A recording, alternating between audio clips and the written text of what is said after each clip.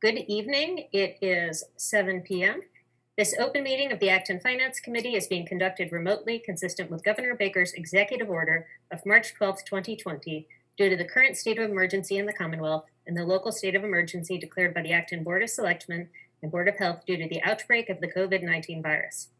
In order to mitigate the transmission of the COVID-19 virus, the Board of Selectmen have suspended all public gatherings, and in accordance with the Governor's order, all members of public bodies are allowed and encouraged to participate remotely. The Governor's order allows public bodies to meet entirely remotely so long as reasonable public access is afforded and so that the public can follow along with the deliberations and/or board/committee votes of the meeting. Ensuring public access does not ensure public participation unless such participation is required by law. This meeting will feature public comment at the beginning. For this meeting is convening by video conference via Zoom app as posted on the meeting agenda town's website calendar, identifying how the public may join. Please note that this meeting is being recorded and that some attendees are participating by video conference. Accordingly, please be aware that other folks may be able to see you and anything that you broadcast may be captured by the recording. We are now turning to the first item on the agenda. Before we do so, permit me to cover some ground rules for effective and clear conduct of our business and to ensure accurate meeting minutes. I will introduce each speaker on the agenda, if applicable. After they conclude their remarks, I will go down the line of members, inviting each by name to provide any comment, questions, or motions. Please hold until your name is called. Further, please remember to mute your phone or computer when you are not speaking. Please remember to speak clearly and in a way that helps generate accurate minutes. For any response, please wait until the chair yields the floor to you and state your name before speaking. If members wish to engage in colloquy with other members, please do so through the chair, taking care to identify yourself. Finally, each vote taken in this meeting will be conducted by roll call vote. All right, our first item is, sorry, my computer's doing something strange, is citizens' comments. I do not see any hands raised. So we will move on to our second item, which is the Kelly's Corner presentation. I see a number of people here. Christy, it's Adam Noldy. I just wanted you to know that I'm on phone. Thank you, Adam.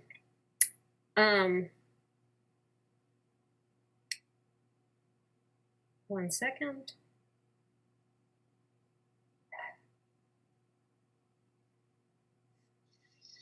Hello, Planning Division. Is that working? There we go. Hi, how are you? Hi. Hi. I wasn't sure it was you. Should I promote Andy and others to be panelists also? That would be great. I think Andy and the town manager, John Mangiarotti. Oh, there he is. Okay, he's town manager's conference call.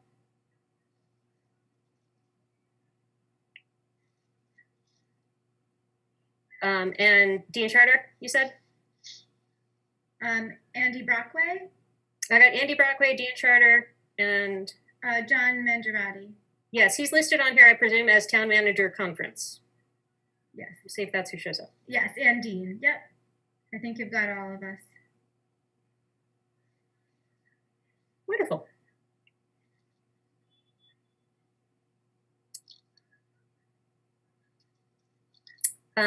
Please take it away. All right, so I'm going to start. I'm Kristen Guichard, I'm the planning director for the town of Acton. I'm going to start by just doing a screen share and then hand it over to John. Hi, everybody. Nice to see you all again. John Mangiarotti. We're joined by Andy Brockway, the chair of the Kelly's Corner Steering Committee, and our select board member, Dean Charter. And we're here to talk to the Finance Committee tonight about a very big project that's happening about a year from now here in Acton. The state is going to invest many millions of dollars, $18 or so million in redoing our entire Kelly's Corner area and turn it into a place that really feels like you are somewhere with a long time coming with a lot of safety and other improvements. But the topic of tonight's discussion is specifically on one element of the project that, although the state supports and thinks is a good way to complement the infrastructure that's being installed by them, due to their policies that they don't pay pay for streetlights, pedestrian scale streetlights like we're proposing. So it's on the town meeting warrant. Actually, Kristen, if you can go to the next slide. So this is just an overview of where we are. So the project is, as I said, in the $18 million range. And there are the streetlights that we're proposing are a non-participating item, which approximately cost $981,000. In the recommended budget that the select board adopted earlier this month, we have proposed to fund it through borrowing in the amount of $500,000 and to reappropriating existing capital articles for the remaining balance. This is a project that, as you all know, and many of you have been involved in, the town has been contemplating for a long time and working on actively for 3 or 4 or more years. And one of the people that's been very involved in that is Andy Brockway, the chair of our Kelly's Corner Steering Committee. And Andy helped craft a memo to me earlier in the budget process, which I thought really nicely outlined the steering committee's thoughts on why these light poles are an integral part of the proposed infrastructure project. So, Andy, if you could walk through the next slide, that would be great. Okay. Good evening, everyone. So as John sort of alluded to, there are about 4 or 5 reasons in particular why the pedestrian scale lighting would be important to this project. As you know, or as you may know, the project generally runs along Mass Avenue and Main Street, running from about approximately the R.J. Gray School on Mass Ave down towards the, I guess the Victor School down below Roche Brothers. On Main Street, it runs from just south of Kmart up towards through the main intersection up past Not Your Average Joe's to the Route 2 interchange. And so along, one hope for all this is, of course, that with the new improved infrastructure, we're also going to have not only an improved traffic situation, but an increased use of pedestrian usage. And so even though there may be some sort of street lighting in the project, as John said, there's no pedestrian scale lighting unless it's town pays for it. So one of the great values of pedestrian scale lighting is that it's certainly to provide additional safety at night. And you can think about, in particular, the users for school, later after school in the winter, and just in general. So pedestrian safety is an important issue. One of the fundamental issues about Kelly's Corner, at least in terms of the built environment, is that there is no coherency in whether you're talking about the landscape, or whether you're talking about the relationships of buildings to each other. There's no sort of organizing principle, and there's no coherency. And so one of the great values of the lighting is that it will be more or less generally evenly distributed throughout the entire project, and it's all the same lighting. And so what that does is it provides a sort of framework around which everything else can be compared to, in a sense. And it's something that, again, will provide a level of coherency that doesn't exist now.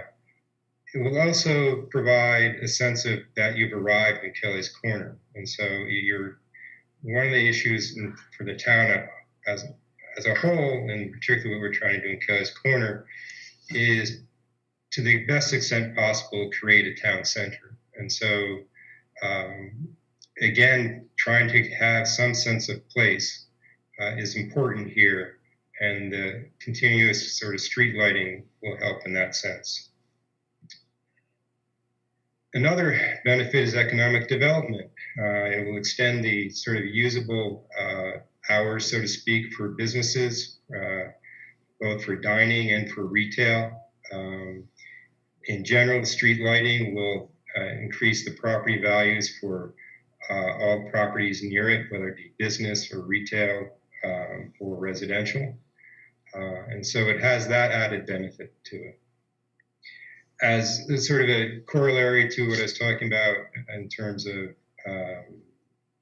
aesthetic quality and stuff, it will expand the usability of the sidewalks again in terms of extending the daylight hours and accommodating, again, hopefully increased usage. And in terms of the financing, it's important to understand the distinctions that the state is imposing for the street lighting funding.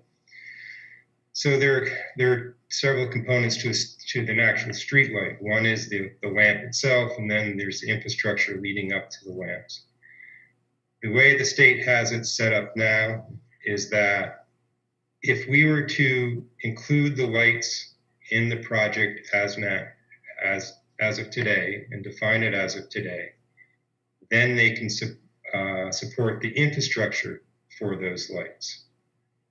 They support the funding of the infrastructure to the lights, which is a considerable cost of the overall light expenditure on street lighting.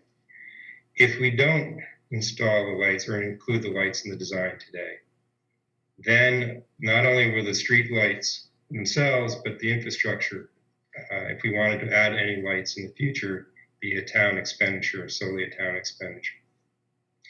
The other aspect of that is that from a construction standpoint, if we eliminate lights, it'll be very difficult to add lights in the future without going back and sort of ripping up what we've just relatively recently put in place.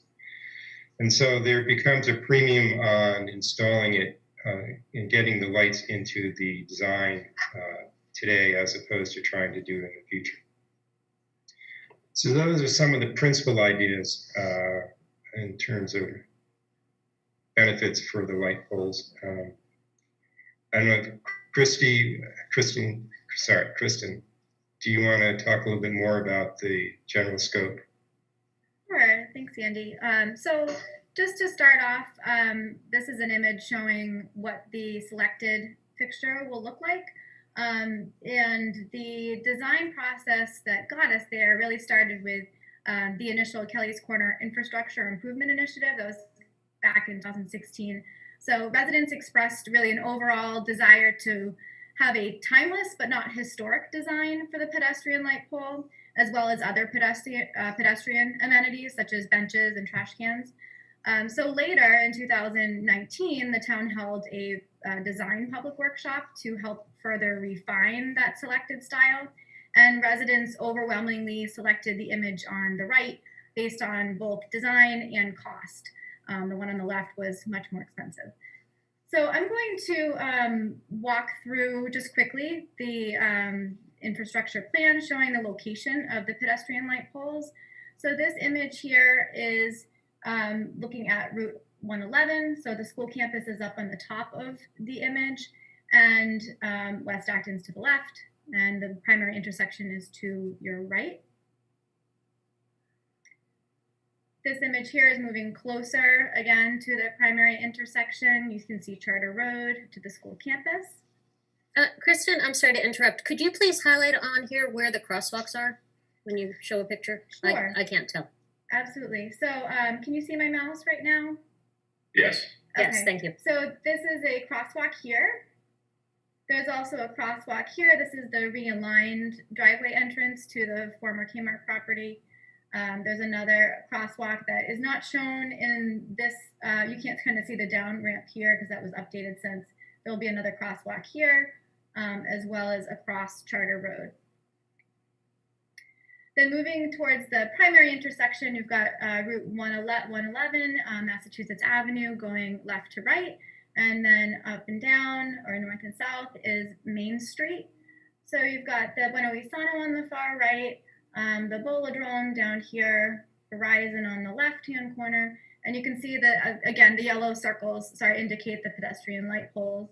So this location here on that corner is a pedestrian gathering node, so there will be seating and some landscaping elements in that area.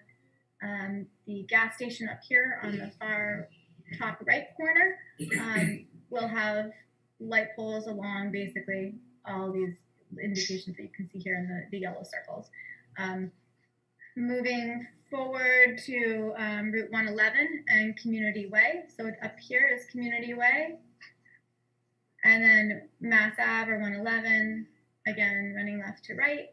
You can see where the yellow circles are, which indicate the pedestrian light poles. The crosswalks, sorry, Christy, I should have done that on the last, the last screen there.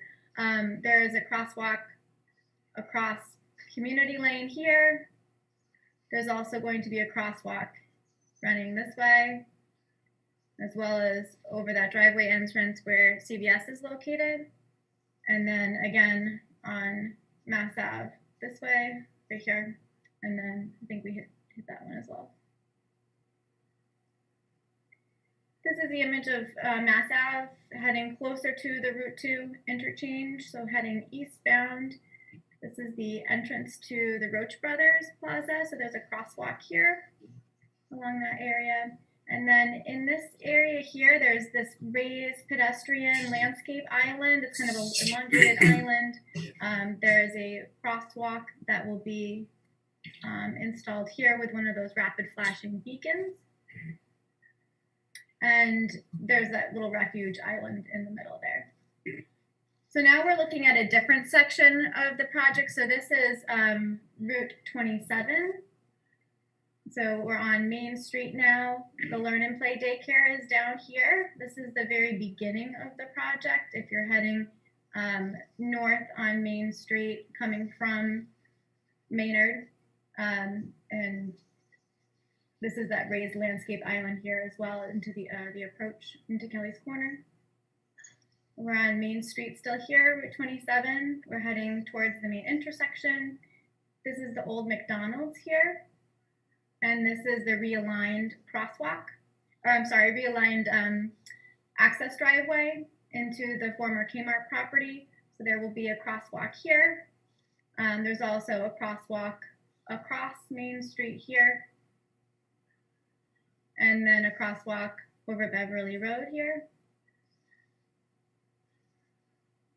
On Main Street, again, heading northbound, this is Community Lane. There'll be a crosswalk in this location where there is today, but there will be a new those rapid flashing beacons. And there will also be a crosswalk in this location here across Community Lane. And now we're looking at the far extent of the project. This is the Route 2 interchange up here off of Main Street with the Hosmer House here. Not Your Average Joe's is on the bottom of the page. And you can see that there are no pedestrian lights being proposed along this particular stretch. That's really due to the amount of space that is there. There's not enough space, but there also is going to be lighting for this parking lot that exists today that will be illuminating the area. And there won't be pedestrian light poles in front of the Hosmer House based on some feedback that we received through the design process and going through kind of the historic review process there. So that's part of the feedback that we received. So again, there's a crosswalk here as well, another pedestrian refuge island and landscaped island there. And that's the very end of the project. So that is kind of an overview of the locations. Are there any questions, or did you want me to go back to anything? Does it, Mike? Yeah, is there a count of light poles that we're talking about? It's 981,000, but how many poles is there a count? Sure. So I'll just go to I can go to the next slide. This Actually, what the ultimate question is the unit price per pole. Right. So Or on the this price per pole. Cost yeah, per pole. so it's $8,000 per light pole and luminaire. There are also other items that are part of the fixture that are considered non-participating that the state will not cover. So this slide here breaks down all of those specific aspects, and it has a unit price for each one of them. So that's broken down here in this slide to give you an overview of the request. Okay. Anyone else? Jason? I have a bunch of questions, actually. I'll try and keep them relatively brief. You say that this is the $981,000 of non-participating items. Is that the sum total of all of the non-participating items, or is this just the cost of the lighting as non-participating items for this project? Well, the town had obligations leading up to this point, which were paid for by the town. So, but in addition to that, as far as in terms of the construction, that will be happening starting a year from now. Kristen, is there anything else besides lighting that we're going to have to pay for? There are items for the Acton Water District because they are looking to upgrade their utility lines during this project. But that's because they're choosing to do that at this time. There are no other non-participating items. Great. That actually is a corollary to my next question, which is, are there any other utilities that will be able to take advantage of the infrastructure that we're going to lay out at this time? Sounds like the water district will as well. Are we using this as an opportunity to bury any of the other utilities to harden against future storms at this time? So we had a lot of conversations with National Grid and EverSource regarding their utilities throughout the intersection. Verizon also has a huge underground network from their hub there. So there's a lot of coordination that went into that. There'll be, as Kristen mentioned, the water district will be upgrading their lines through the stretch, and other utilities will make improvements as things come up through the construction. There's no plans to underground anything that isn't currently underground. It's a shame. If we're gonna go through this, I remember every time I ask, I'm told it's expensive. It's expensive. But if we're doing this level of work, and if one of the things that we're saying that we're leveraging is the infrastructure for the lights is better to be done now, then we should be able to leverage other things as well. Another thing, what is the likelihood that any future purchaser of the Kmart property would either have to or want to undo any of the work that we're doing? How do we make sure that after the expense and inconvenience of the street work, that we're not going to have to go through this all again to accommodate a purchaser of a large parcel in town? Well, that's certainly a coordination matter that we would aggressively manage. If there's a project that comes forward during the construction, it would obviously be a lot easier to do that coordination. If it comes in afterwards, and any changes that they make would be theirs in terms of ownership. So I think it's in our best interest to try to coordinate anything that's happening out there, and that's what we'll do. I agree. I just worry that this is we build it now in the hopes that something comes. But so we might have to go through two rounds of work in that area. And then this last one's I'm not really sure how you could answer it, but I'm going to ask it anyway. You mentioned that having pedestrian level street lighting will lead to increased property values for the businesses in that area. Have those owners been given a heads up as to the approximate increase in assessment that's going to occur?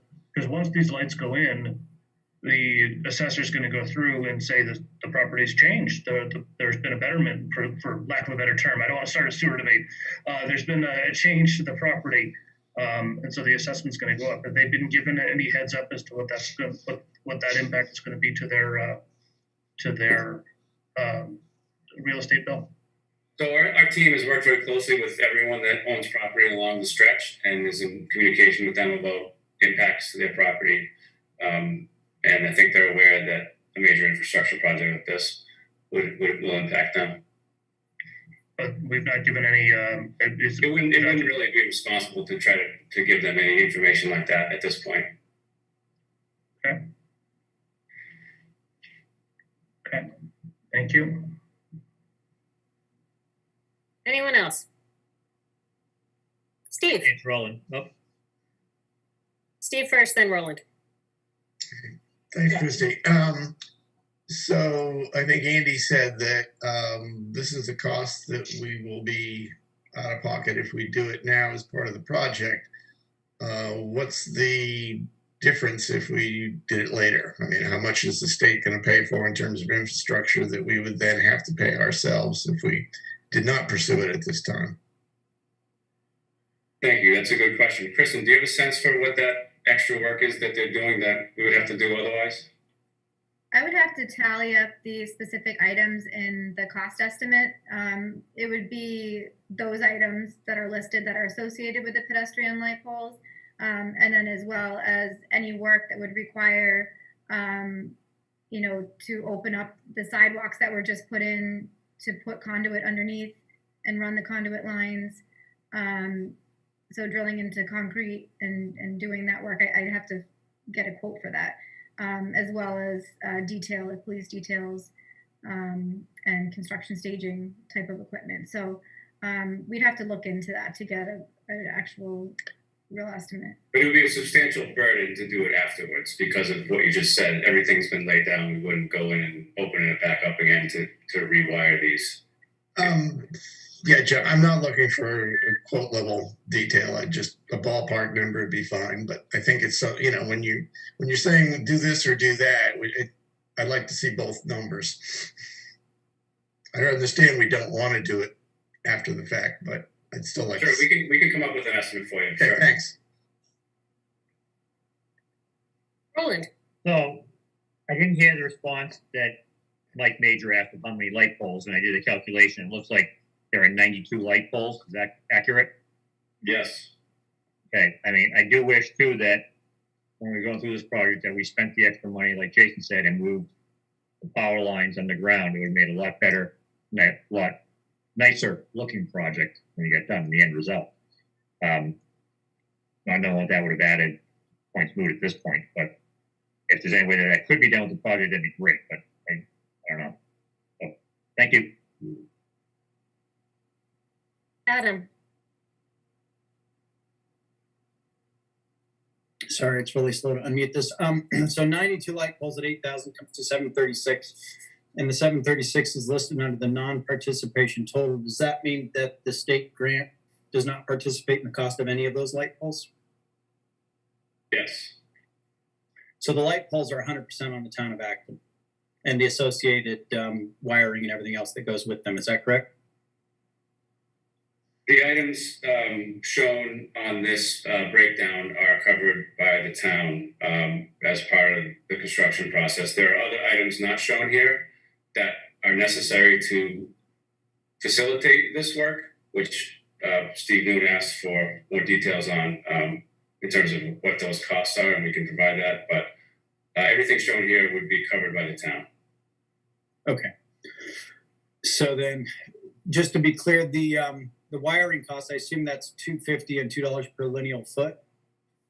And then is there a breakdown of the number of feet, or I guess we can just take 105,000 divided by 250 and that would sort us out, I suppose.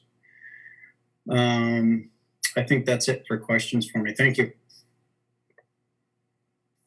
anyone else? A follow-up, if I may?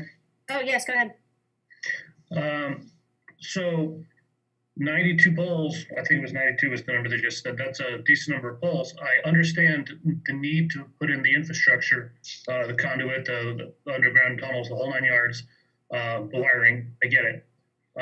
But we would be able to save some money and still be able to have an easier time putting the poles in later because the infrastructure is already in place. It's not like if we decided we didn't want to spend this level of money, we could theoretically call some number of these poles, keep the poles around the crosswalks, for example, but limit the number of poles that we use while still having all the infrastructure in place. If you put the poles at the extreme points of the plan, all of the infrastructure has to be in place, and any future work is just a tap. Is that correct?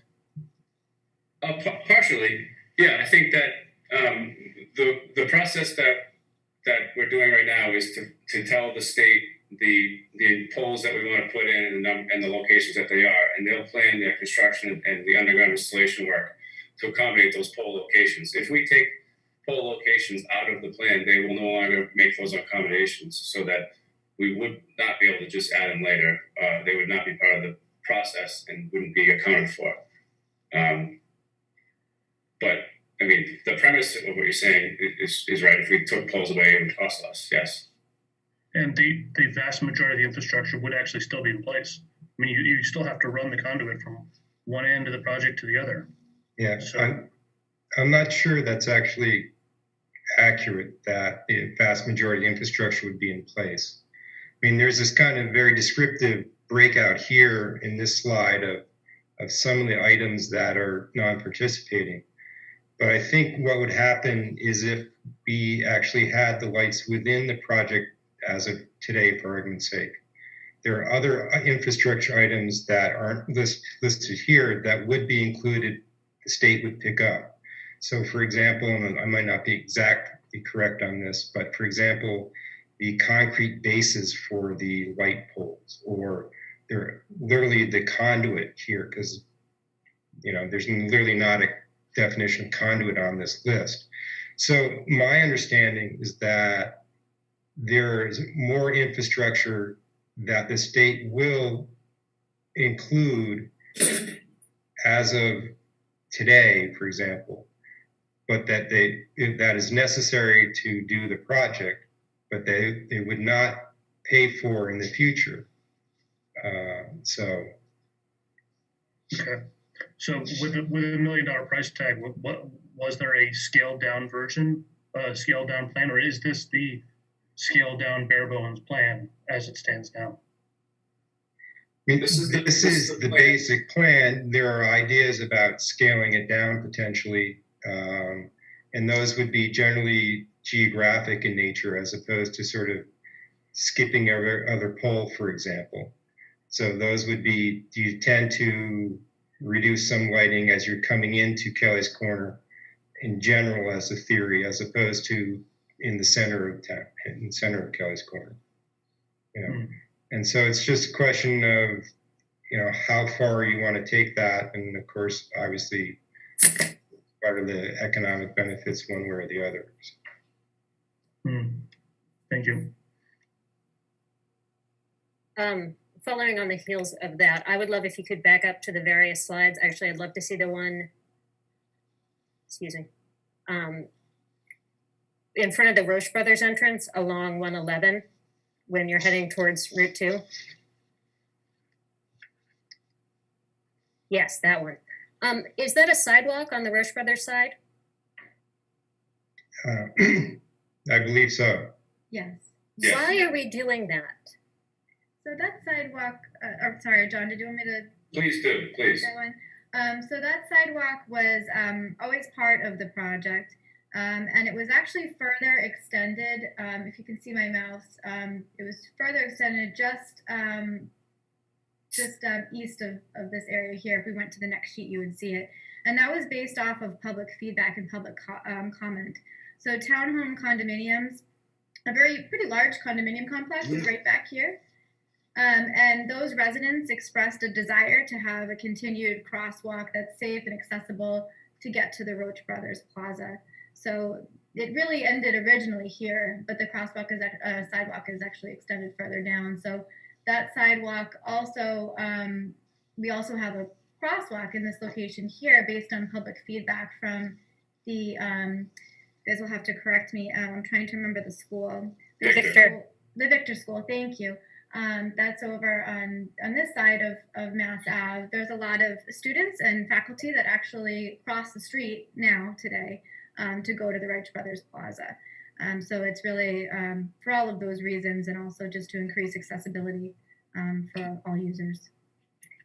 That explains having a sidewalk. I don't understand why we're putting all those pedestrian lights in. Clearly, people will not be going over to the Victor School at night.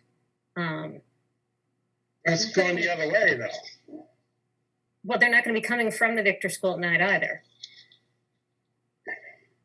Well, how many people do you think that is? We've got on that one side of the street, you've got $50,000 worth of, or $40,000 between there and the CVS.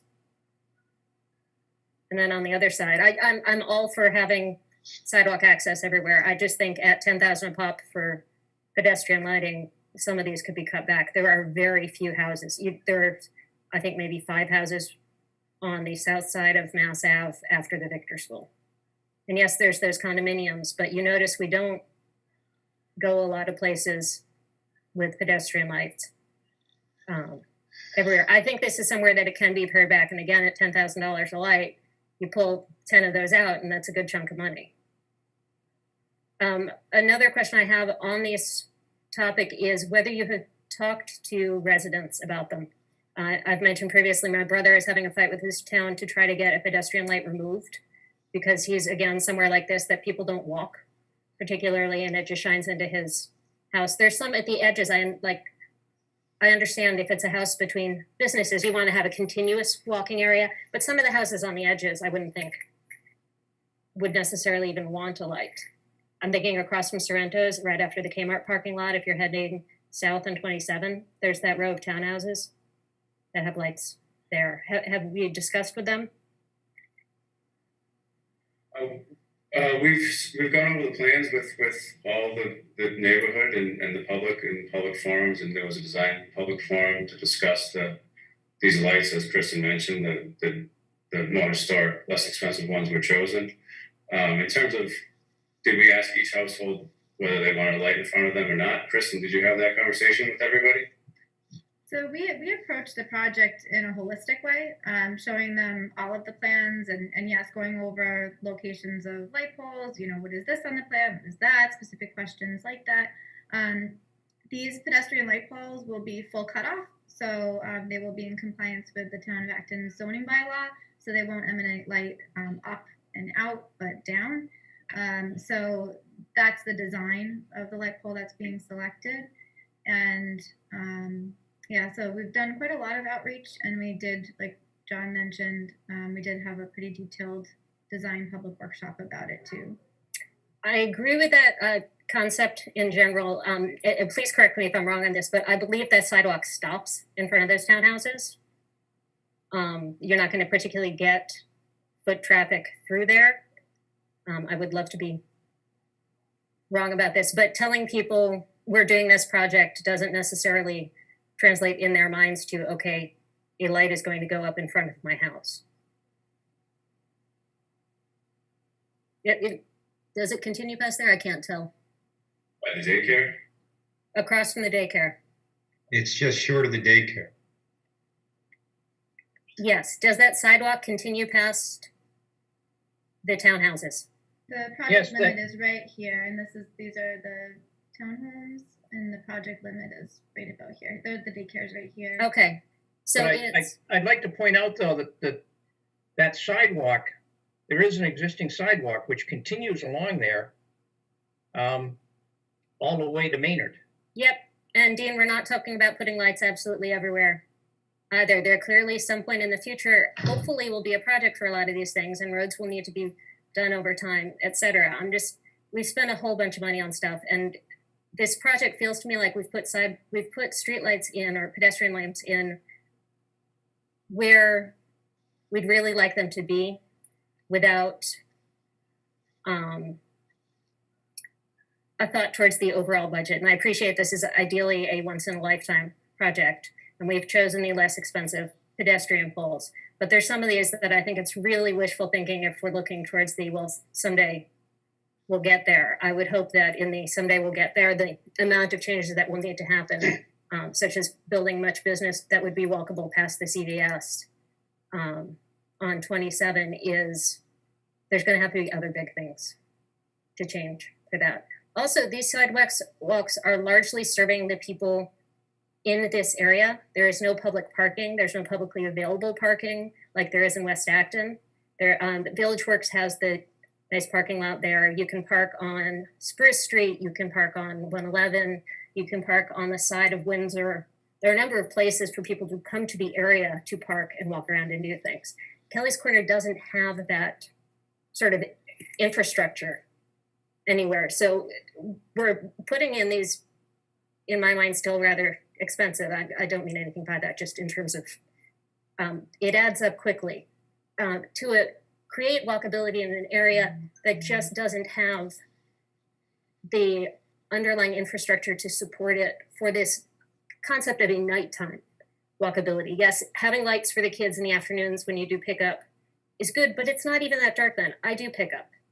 This is not something that's going to help my kids be safer in the winter months with their being able to do a lot of the other changes. I love the Kelly's Corner project. A lot of the other changes make a huge difference there. But I think we could safely remove just some of the lights at the edges and save a good chunk of money. Any other questions? Christy, I have just Please. a point I'd like to make. Please go ahead. So just to add on to what you said, the only thing I'd like to point out is in the winters, it's not necessarily only at night that it gets dark. So we do have pretty long winters and it is dark at a fairly early hour at that point in time. Agreed. I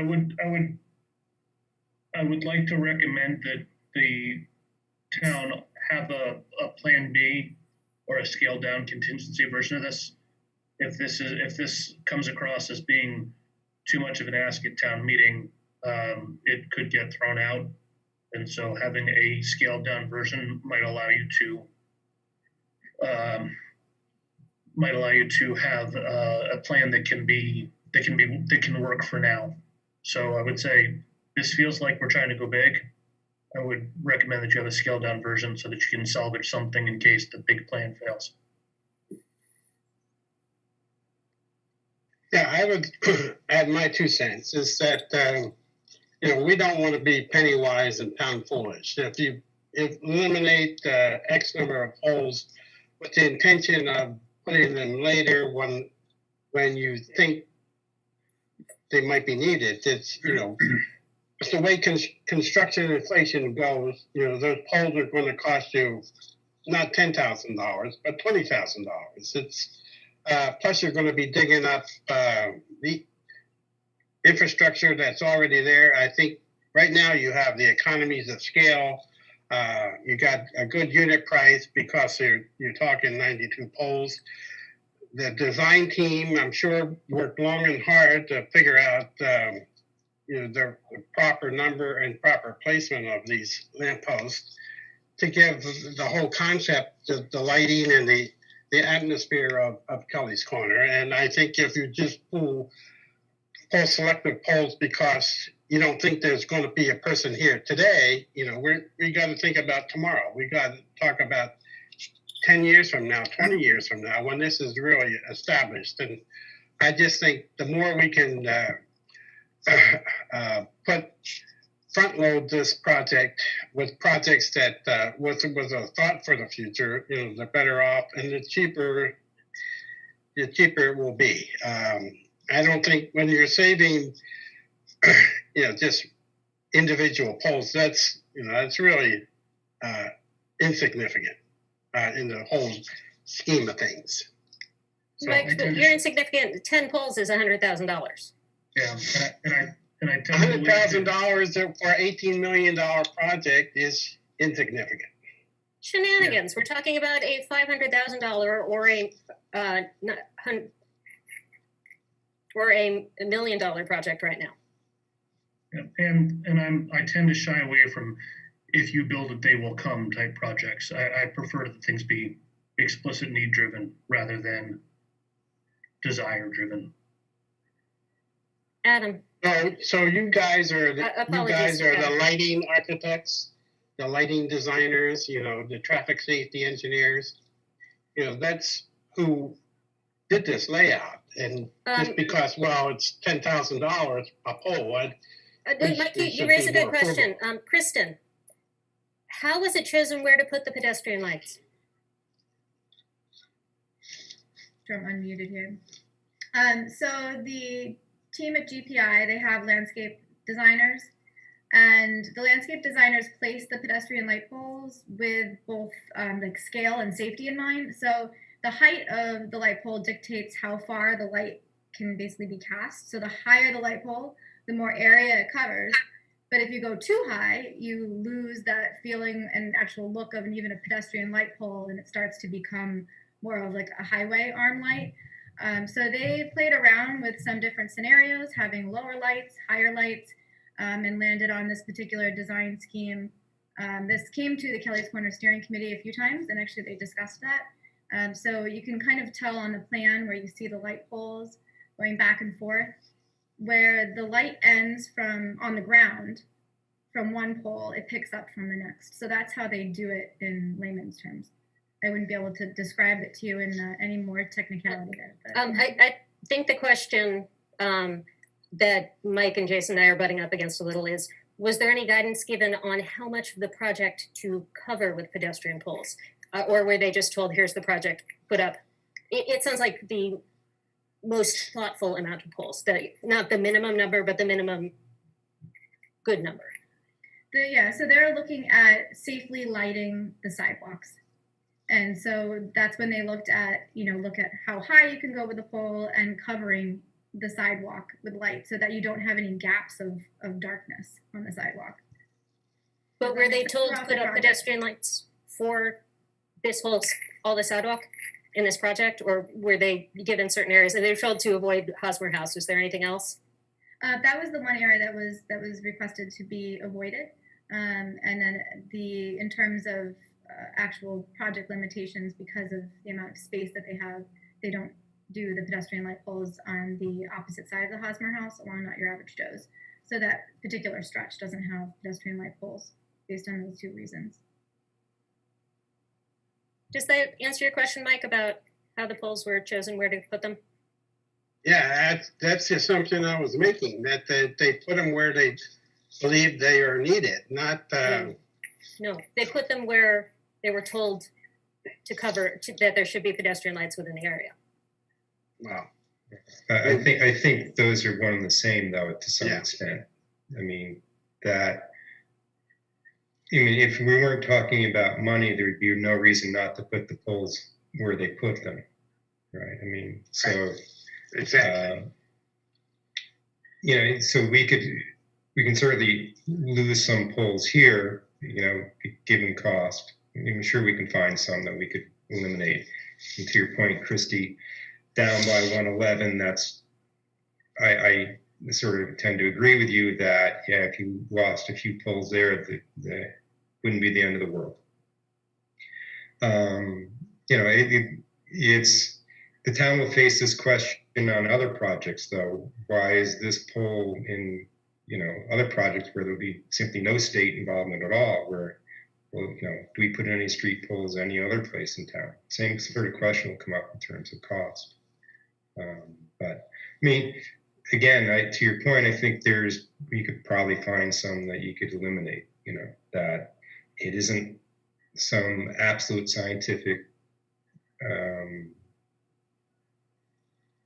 result or just a process that says every single square lineal foot has to be covered. So. Thank you, Andy. Adam? A few questions. Let me start with, it sounds like you're planning to not put light poles near the Hosmer House, nor across the street from the Hosmer House where the shopping complex is. Is that what was just stated? Yes. And what is the reason for that? The owners of the Hosmer House have strong preference that we didn't put them there, and the parking lots for the Not Your Average Joe's has lighting in place, and the width of road edge that we're working with isn't big enough to fit them anyways at that particular stretch. There is a light pole where the students come out of the woods, though, if you know what I mean. That is an excellent answer, and that last comment you made answered the next question I had.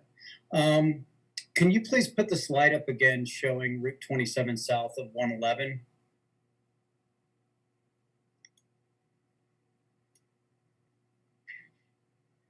And it looks like they stopped just north of the Learn and Play preschool. Is that correct? Is that what I saw?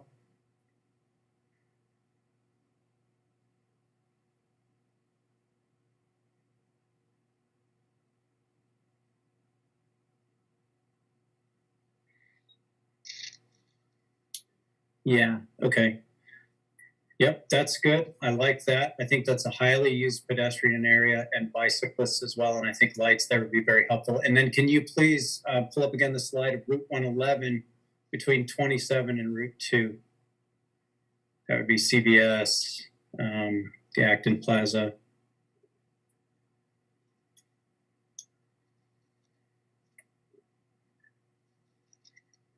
So that's a community way. Can we go one slide farther west from that?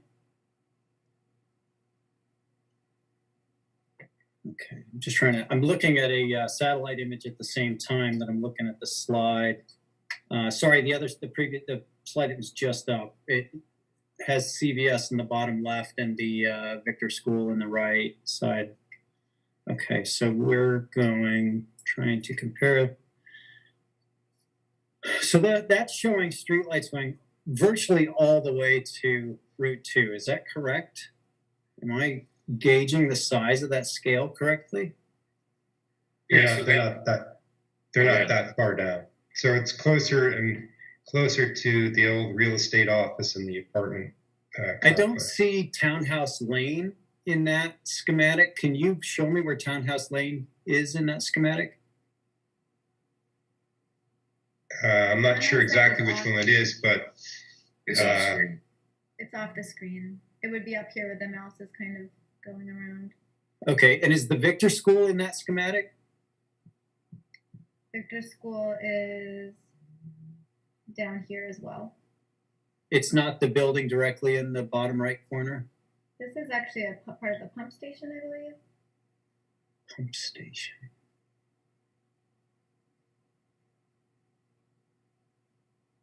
Brothers entrance. Just trying to bear with me. I'm very sorry. I just want to make sure I get a sense of the gauge and scale here. Okay, I think that gives me a better sense. I think initially I had thought that those lights were going almost all the way down to Route 2, and I very much had to agree with Christy that you're paying $100,000 to light a section of road that would be used by, maybe one or two people on average, during lighted time. Per day at best. If that lighting stops before it gets to the Victor School, my opinion would be that's good and necessary lighting to promote. I think it looks like there's a condominium complex at Townhouse Lane. I'm not certain or is that an office complex? Condos. It's condos, but they also have almost virtually their own lighting coming from Roach Brothers as well, which is sort of the same argument you can make for in front of Trader Joe's, that it's probably already well lit. I've not been there at night, but I'm certainly going to go have a look at it. Thank you. Those are all my questions. Roland. So my question is, look at this slide. The right-hand side is from where it shows Roach Brothers, and you see at the edge of Roach Brothers property to the right, you basically see 4 poles or 4 lights. Could the project run the conduit and run everything down there and have the base there, just not put the pole in right now? So you're saving 4 or 5 poles and $8,000 a pole, you're looking at 32 grand. That might be a way to cut back if you run up against opposition at town meeting. A way to keep the cost down, and then you may need to add the pole in 5 years, and then maybe the pole costs 10 grand in 5 years, and you add the poles as needed. I don't know if that's an option or not, and that'd be maybe through other parts of the design as well. So you have all the conduit and have everything in place by the state, just not put the poles in at that time, add the poles as needed later on. Right. So I think the distinction is in what the state criterion for this is that they won't run infrastructure to a light pole that doesn't exist. So to go back to sort of Jason's sort of analogy, they're looking for actual design, not sort of hopeful design. So they won't support the infrastructure to any light pole that doesn't exist yet, or it isn't even within the current plan. Thanks. So to game the system, you put a pole at the absolute extremis, you skip a couple along the way, you still have to put the entire conduit all the way to the end. And that's a huge expense. Laying down the underground work is the huge expense. So you can game the system. Doesn't sound like we tried that at all. Well, you can game it to a point. I don't know exactly how much you're really going to save doing that. And I bet you at some point, if you really game it, they'll call you on it. And they'll say, forget it, we're not going to support that. So we've had a very collaborative relationship with the state, and they've picked up costs that were supposed to be ours. And gamesmanship, I think, is important. But I think we've had a good working relationship with the state. They're about to invest $18 million.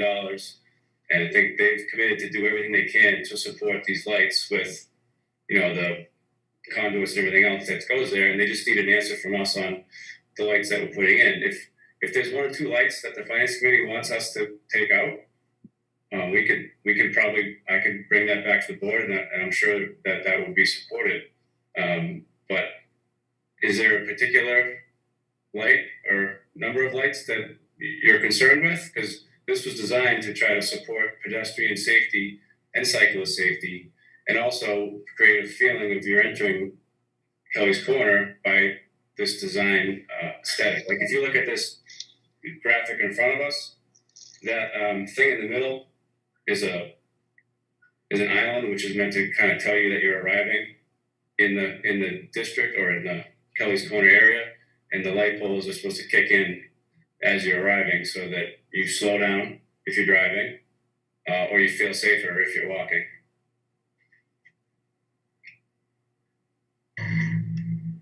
Steve?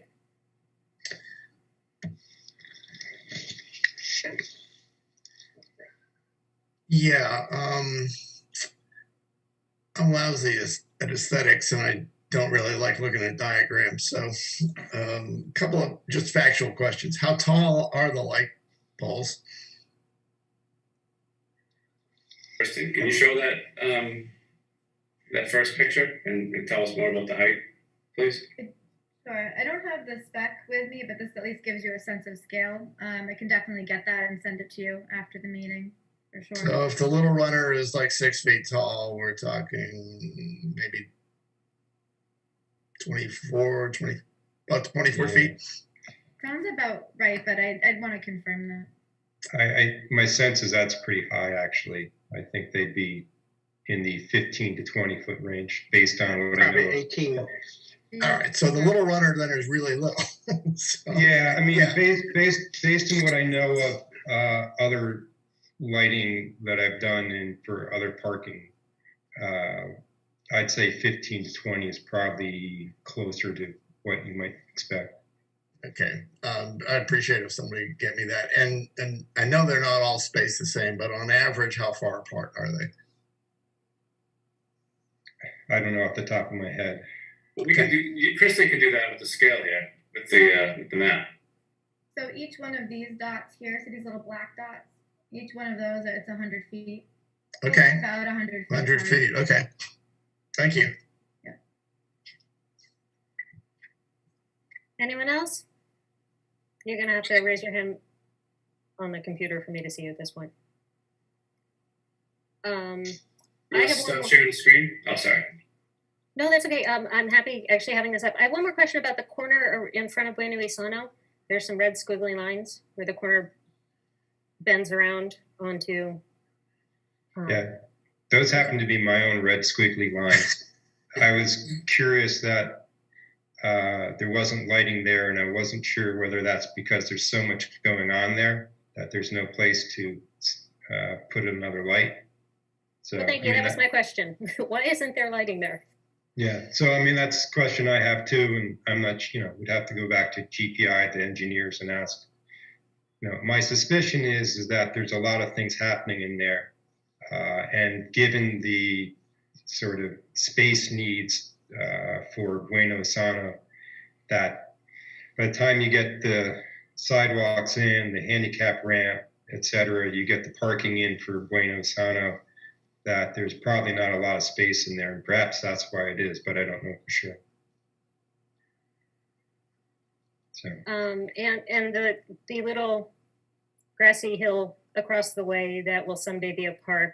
We're putting a light into the middle of it with the idea that then we'll build the park around it at some point. Well, that park is within the project itself. I mean, if you I know, but recall. I thought we didn't have any concept yet for a budget request, et cetera, for what that park will be like. My understanding is it's all designed within the project. It's all included within the project. It's already there. Right. Is it? So there will be no future requests for money for that? No, unless the town decides to do something different than what's shown on the plan today. That's wonderful. Thank you. And Will what it is still- what is shown? But just Yeah. I was curious. What is that? Those benches or what are those things? So one of the issues there is that you're going from Main Street as you head towards the intersection, Mass Ave, coming from the school towards the intersection. And if you were to turn right and go down 27, that sort of, as you come around the corner, there's a fairly steep change in grade. And also on the back side of it, it would sort of drop off into the Verizon parking lot. And so what you're seeing is a series of sort of step down spaces there that have some sort of planting, some like, I can't remember exactly, but perhaps some sort of rock wall treatment, as that's some of the things we've talked about. And then sort of paved areas. And again, I couldn't tell you exactly what the pavement is there. So that's the concept. If you'd like Yeah, it. can we get some, not tonight, but at another point? There's going to be obviously a lot of interest in that little park there. Some people have plans things that they would like to go into that thing. And you're saying it's already a done deal, it's already designed, end of story. But Well, can we I mean, get some illustrations of what that looks like according to your current designs? I think it's worth some discussion on the community. John, would you like me to take that one? I actually Please have the do. renderings. Yeah, so during the design public workshop back in August of 2019, there were a couple of different renderings shown that the community was able to provide feedback on. I can kind of throw it over into the screen real quick so you can take a look. It's a lot easier to view this than the black and white images. These have been further refined based on the public comment. So it's not exactly what you see on the black and white plans that we were looking at, but this is where the ideas started. So you can get a kind of a sense of what it will look like. Not this exactly, again, because it was further refined after this public workshop. So this is kind of the idea here. We didn't have them do another rendering afterwards, so. There is community or public space, or I mean, people are in that area. What can they do? Can they sit? Can they gather in any way? And or is it just something to look at? No, they can sit and they can gather. Is it functional in any way? They can sit and they can gather. I'm not sure. And again, I'd have to really look at the current design in more detail. It's not right now sort of set up as a big blank space where you're going to get 50 people sort of necessarily holding signs, you know. Again, part of that has to do with dealing with the change in grades as you come from one. Understood. So.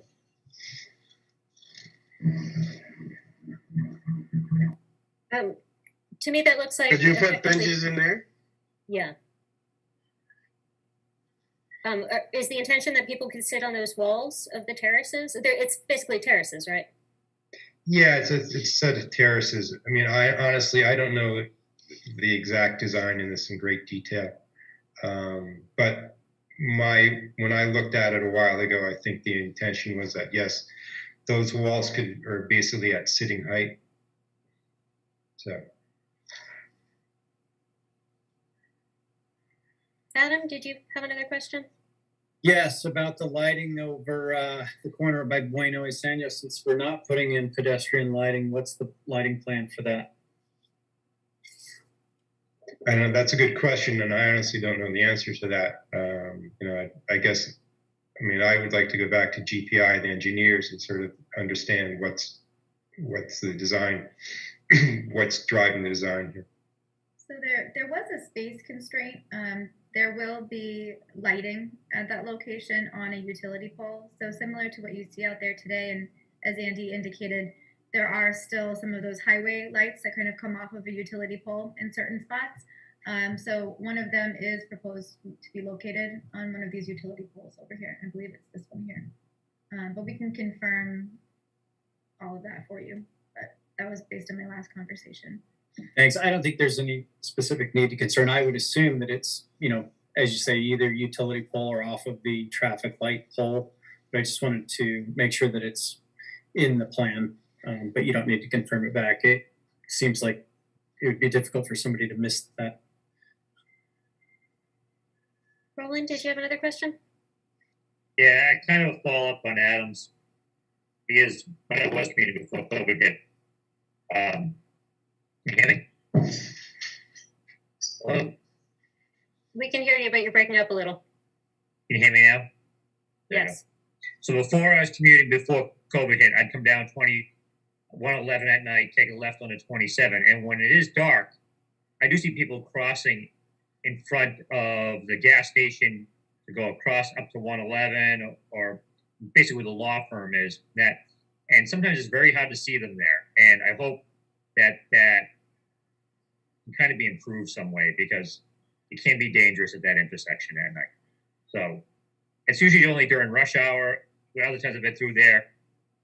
When it's not rush hour, it's fine. But during, 6 o'clock at night, 6:15, 6:30, it can be quick. We lost the end of that, Roland. Well, around 6 o'clock, 6:30 at night, that intersection can be dangerous to people crossing the street in that area. And so I just make everybody aware that, I'm sure there's going to be the cross signal still and crosswalks there, but it is going to be better lighting in that area. It's very critical that people not getting run over. All right. I don't see anyone else's hands up. If there aren't any other questions, I'll say thank you very much. I appreciate you coming and speaking to us. Thank you, everyone. Thank you. Have a good night. Thank you. Thank you.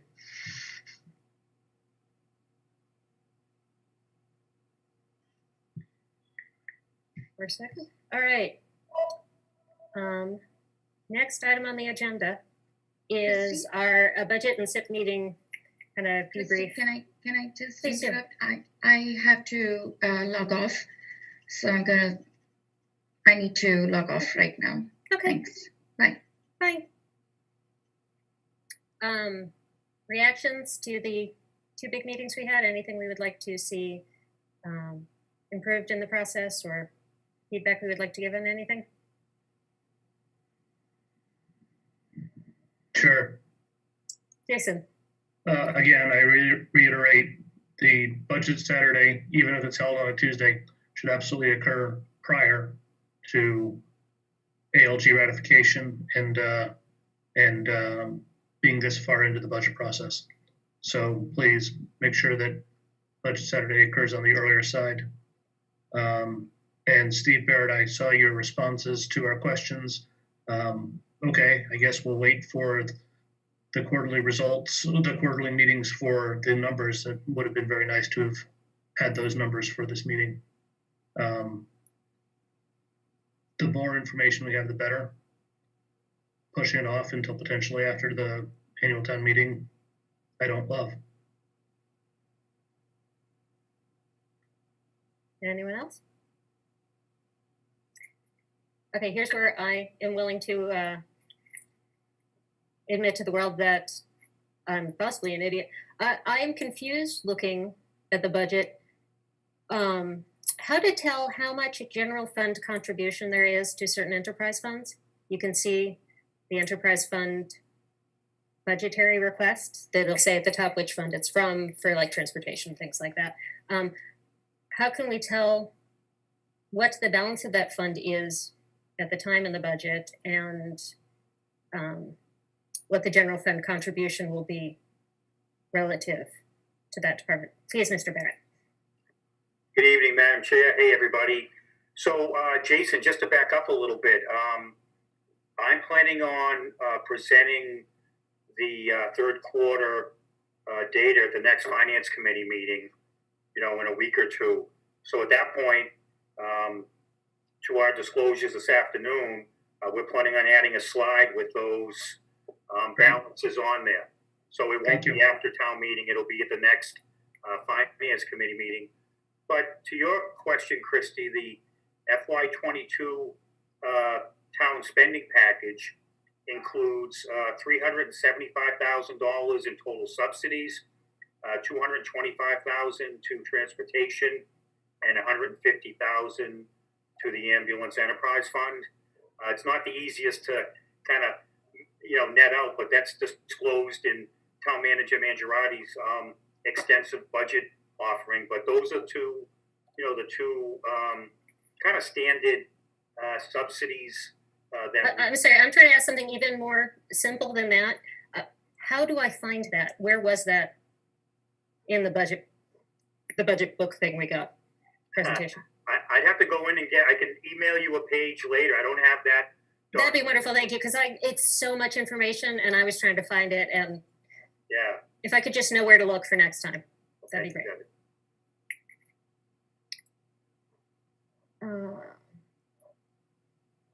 Okay, I think that's it for me. I appreciate the shortened format that we've gotten to compared to our much longer ones. I think we have a good understanding of what is happening. I think having an actual SIP has been incredibly helpful and simplified that a lot too. You have something to add there, Jason? I'll hold it. Okay. Anyone else? I don't see anything. All right, next item, our free cash policy document. Adam, would you please read that to us since it's short enough to read? Yes, except I don't have it up on my screen. Bear with me. It'll take just a second. Do you have it in front of you where you can share it? Because I'm doing Zoom on my phone. Let me see. I can pull the document up, but I can't share it. Okay, if I crash, I'm sorry. I think we should also ask, are there any committee members who did not read it? Well, I was not going to embarrass them and just Okay, that's a good point. make it so All it right. was easier to Don't see. worry, I read it. It's what we said it was going to be.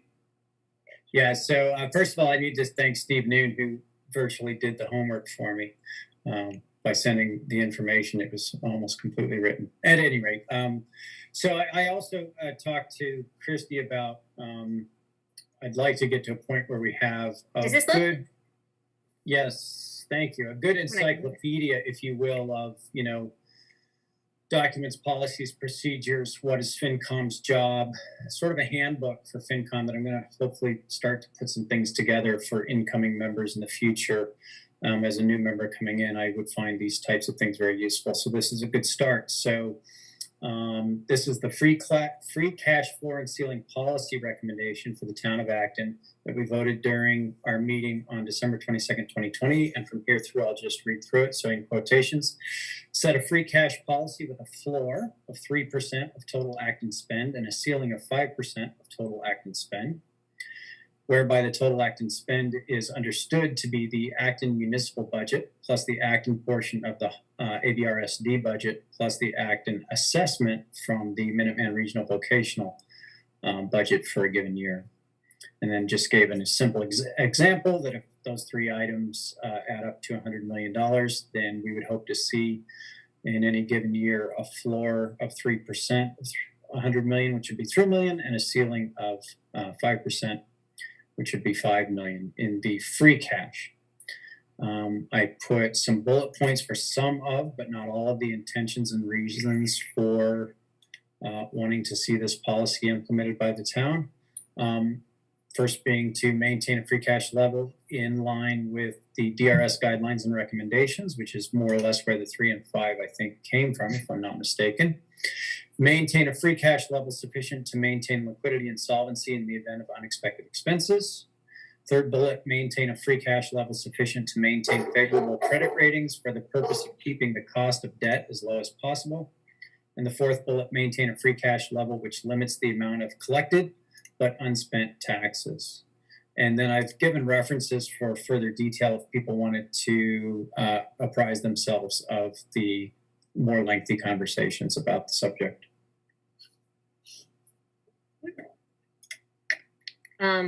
Comments, feedback, changes you'd like to see made?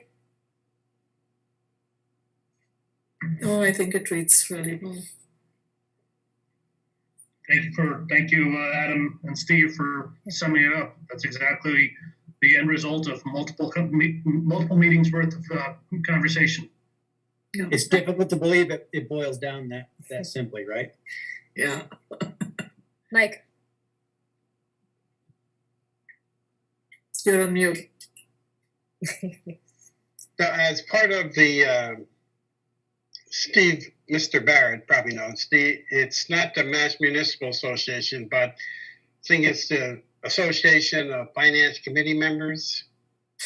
They publish a disc and it's updated periodically for new Finance Committee members that explains all the terminology and things about fiscal government, fiscal governance, cherry sheets and things like that.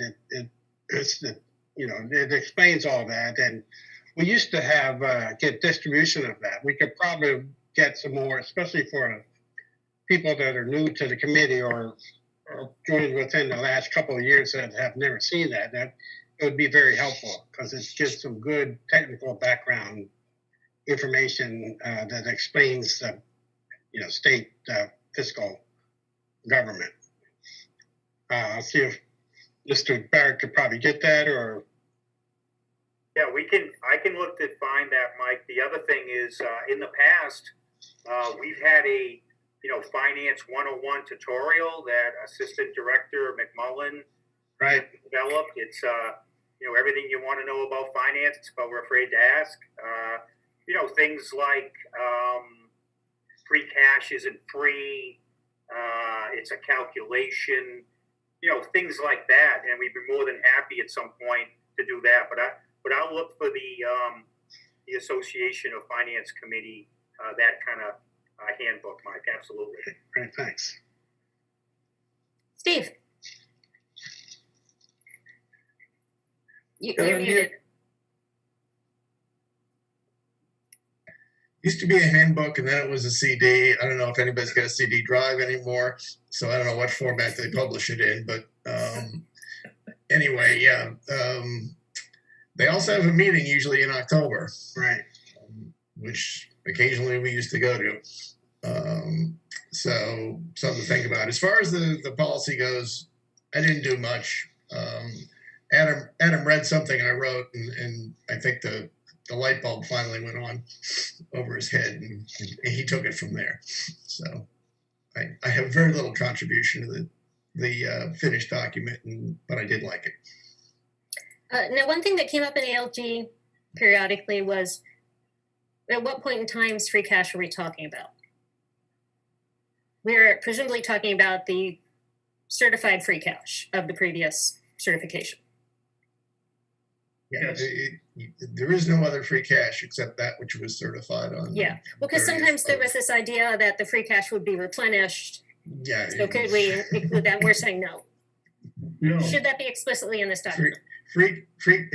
Steve Barrett can correct me if I'm wrong, but free cash is a calculation that, in my mind, only happens once a year. Right on. So you can't, there's no future, there's no past other than the past year. But what I'm saying is we're talking about free cash exclusive of predicted turnbacks. Correct. Do we think we need to be explicit about that in this document? God, I hope not. Then those people asking the question need to get the disc. Okay. We could potentially define it as of the date or as of the date of the certified, and then referencing it to, and so then it gives the town a means to target to nail that number. I mean, that's effectively what the document says. It just doesn't say it explicitly that your certified needs to match the budget a No, certified no, foot. I don't think, I don't have a concern about that. Okay. Okay? Do we think this is the sort of thing we should make a motion of to, Roland, did you want to add something? Yeah, I happen to have the 2014 Finance Committee Handbook on Dick, if Adam would really like to spend some time going through Oh it. my God, can you please That's it. just hand that through the phone to me, please? Adam, I think you need to come over to my house and bring a beer so we can have a beer on my deck and you can review it. Okay, booked. I'm around this weekend, so feel free to reach out. By the way, Christy, I just saw a pop-up from the chat. Somebody has a question. I don't Yes, know. unfortunately, we don't do that. Okay, thank you. But I'm sorry, Mr. Martin. Please feel free to send an email and we will talk about it at another meeting if you'd like. So should we make a motion to accept this document? I think it'd be good for us to have that. I'll make a motion to accept the free cash. Is it a policy or a Finance Committee recommendation? Finance Committee policy. Finance Committee policy. I'm sorry, as much as I said we were not going to take a question, Mr. Martin would like us to consider whether it would be useful to define free cash. We have. We went 6 rounds on this. No, We no, were no. told that there's only one such thing. There's only one free cash, and that is the DOR certified free cash as of June 30th of such and such date. All other things we've been told numerous times, even though I've disagreed with it. All other things, stabilization funds, retained earnings in enterprise and revolving funds. We've been told that all the rest of that cannot be qualified as free cash. We've been around this axle multiple times. Yes, and I'll add a further to Jason's comment, which is that it's also when people loosely use the term reserves, what's really generally being, sorry, not generally, what's really specifically being spoken about when people use the term reserves is free cash, not all the other funds. Yes, and I think that has been used by us similarly, somewhat loosely through time. I'm actually going to bring David Martin up just so we can hear his thoughts about this, because part of my hope with this document is that we can have improved communications, especially with the select board. So, yeah.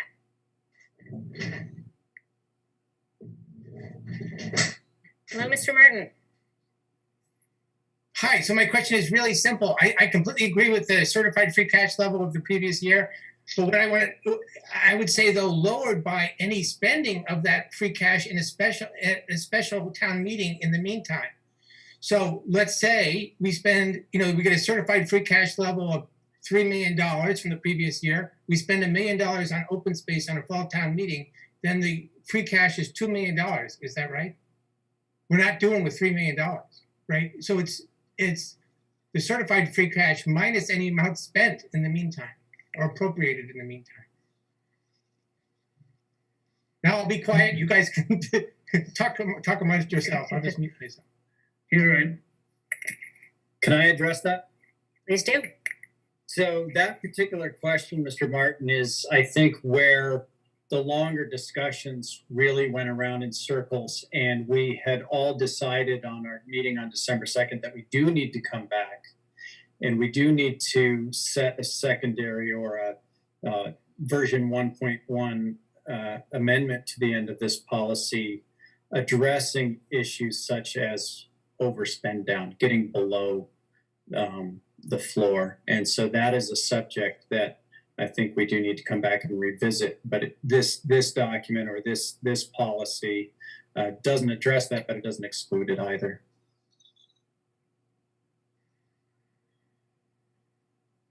Thank you. I just wanted to make sure the question was asked. Thank you.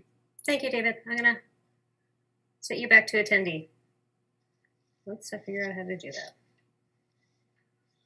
There we go. And I'll make another comment, which I believe we had a long discussion as a very detailed recommendation that was made by Jason Cole regarding that exact subject, which I know that we will come back to at some point. Yes, I hope we will come back to this all at our next meeting, when we formalize or start discussions to formalize reserve policy regarding the stabilization fund. So get your hats on thinking about that in the interim. I believe we had a motion. Did we have a second? Second. All right, Pardon me, can we Yes. just back up and, certainly. sorry. Actually, I was gonna ask to reiterate the motion, but actually it was a very simple motion, just to approve the document, so I apologize. All right, we have a second. Let's go ahead with a vote. Roland, Aye.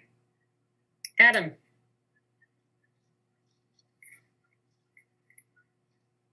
Aye. Mike, Aye. Steve, Aye. Isha will let you vote. Aye. Jason, Aye. and I say aye. The motion passes. And thank you very much for all of the discussions around coming up with that and for writing it up. Okay, Christy? yes, I'm very sorry to interrupt you on this. I know Sahana left. Did Dave Wellinghoff just vote? No. he did not. He is not here. He left as well. Yes, So only Sahana and David Wellinghoff and Christine missed that vote. Is that correct? correct. Thank you. Okay, then we go on to Finance Committee business. Isha, I would like to give you an opportunity to speak first. Thank you. I'll just take a couple of minutes, if I may. So I'm not sure if all of you know this, but this is actually my last Finance Committee meeting. It's been a real honor and privilege to serve on this committee. Even though I'm an associate member, I've learned a lot and have really admired the diligence of my fellow committee members. I'd hope to serve for many more years and getting to know all of you outside of the constraints of this pandemic. So while the pressures of my current job were certainly a consideration, I would like to say that the push to resign from this committee really came after the current chair of the select board made some unwarranted comments about my daughter in a public committee, along with other women of color and a local religious leader. This was then followed by an unusual amount of activity around my home, and certainly for the last several weeks. And so these events have sort of convinced me that I can no longer continue in this role. This committee also works closely with the select board, and I cannot in good conscience work with someone who doubles down on their mistakes, refuses to apologize or really recognize the impact of their actions on the citizens in this town. I will point out the irony of what I'm saying, which is that the most racist attacks that my family have endured have been after we stepped up to serve on the town committees. When we were quietly leading our lives, we had little experience of this. And as it was perhaps intended, I would like to point out that this will have a chilling effect on the potential participation of anyone not perceived to be a part of the Acton ruling elite in the affairs of this town. That being said, I thank you for the opportunity to serve and hope to see you around town and maybe actually converse in person. Thank you. Can I retract my acceptance of your, I can't remember the phrase for it. Resignation. Resignation, thank you. I think it is entirely unacceptable what has happened to you. And I am heartbroken that you are not simply leaving because other things that are interesting in life have taken you away, but because people in this world have made you feel like this is not something that, for whatever their stupid reasons are, that you can safely do without being attacked in some way. And I would love to come stand in front of your house and scare anyone off. Anything. I think have a committee of people here who would gladly come do that. I'm very, very sorry. It's our loss. It's Yes. our loss. Thank you.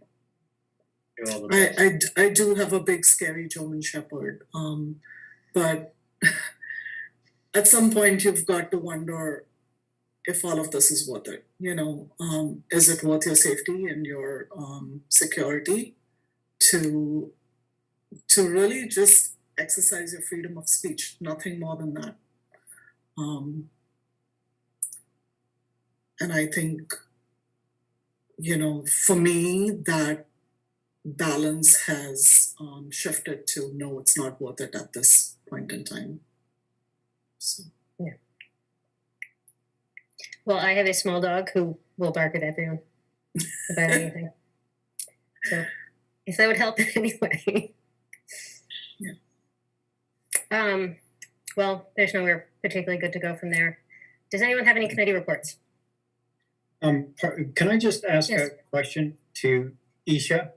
Sure. Sorry, first I want to say, Isha, I'm very sorry that you're not able to stay with us for any reason. I think you were going to be a very valuable member to the FinCom. But would you, if you don't mind, email me offline? I would absolutely love to hear more about the second half of your statement, please, if you feel comfortable doing so. Thank you.